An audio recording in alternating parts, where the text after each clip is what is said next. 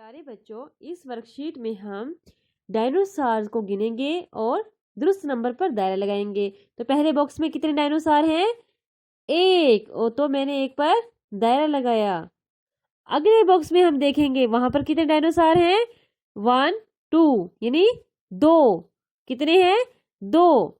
तो अब मैं 2 पर दायरा लगाऊंगी। नेक्स्ट बॉक्स में देखते हैं हम कितने हैं। 1 2 3। कितने हैं? 3। तो अब मैं 3 पर दायरा लगाऊंगी।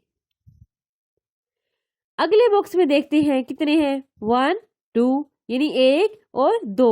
तो अब मैं फिर 2 पर दायरा लगाऊंगी।